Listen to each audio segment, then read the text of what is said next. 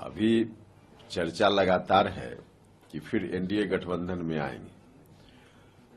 यह बात तो सही है कि जहां हैं वहां नीतीश जी काफी परेशान हैं, दमघुटन की स्थिति में, इसलिए वहां से निकलना चाहते हैं। लेकिन भारतीय जनता पार्टी में आएंगे, अगर गठबंधन के साथ आएंगे तो फिर लोकसभा चुनाव के बाद रहेंगे साथ में कि नहीं रहेंगे, यह भी एक बड़ा सवाल है।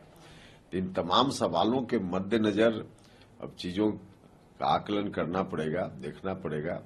लेकिन जब तक पूर्ण रूप से घोषणा की बात नहीं होती है तब तक इसको मान ही लेना कि ऐसा हो ही गया या हो ही जाएगा, ऐसा कैसे कहना संभव है। दिल्ली में बीजेपी ने भी बैठक बुलाई है, अपने सहयोगियों को भी बुलाया जा रहा है। चिराग पासवान ने कहा कि अमित शाह मुझे बुलाए हैं कि जो भी होना होगा 1-2 दिन में हो जाएगा।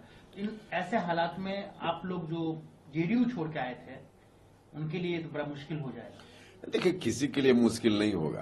अब जो भी स्टेप नीतीश जी लेंगे उनकी मुश्किल उनके लिए और मुश्किल होगा आगे आने वाले दिनों में।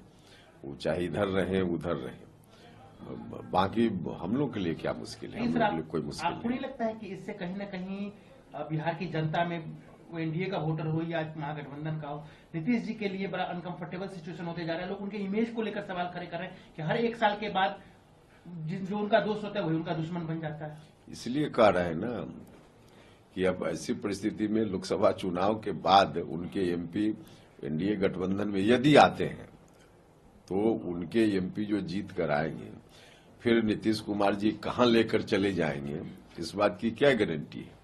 तो इन तमाम सवालों के मद्देनजर विचार करना पड़ेगा ना।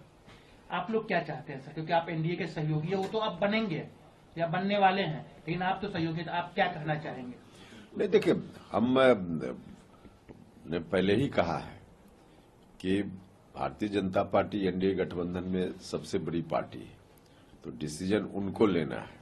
लेकिन इन तमाम सवालों को देखते हुए, तमाम परिस्थिति के मद्देनजर कि बीजेपी की मदद से उनके नीतीश जी के लोग जीत भी जाएंगे, तो फिर लोकसभा चुनाव के बाद आवश्यकता पड़ी तो महागठबंधन में नहीं चले जाएंगे, इस बात की क्या गारंटी है। तो इस बात पर भी विचार करते हुए तब कोई चीज हो, हम तो यही चाहेंगे। एक अंतिम सवाल सर, इस बार वो क्या लगाओगे। पिछली बार उन्होंने कहा था कि तेजस्वी यादव जो है करप्शन का चार्ज है, सब कुछ है। इस बार जो दिख रहा है कि आरजेडी सिलेंडर मोड में है, जो कह रहे हैं सब मान रहे हैं। अभी तक किसी तरह का व्यक्तिगत तौर पे किसी दोनों पार्टी की तरफ से एक दूसरे पर आरोप नहीं लगाया गया। और ऐसे में सरकार से हटते हैं तो फिर उस जनता के बीच क्या कहने जाएंगे। अब यही तो बड़ा सवाल है कि क्या कहेंगे, क्योंकि जो तर्क हो सकता था तमाम तर्क पहले वो दे चुके हैं। अब इस बार वहां से हटेंगे तो क्या तर्क देंगे। मुझको लगता है कि कुतर्क भले कुछ दे देंगे, तर्क तो कुछ हो ही नहीं सकता है। ये इनकी अंतिम पॉलिटिकल उलटफेर की पारी है, आप मानते हैं।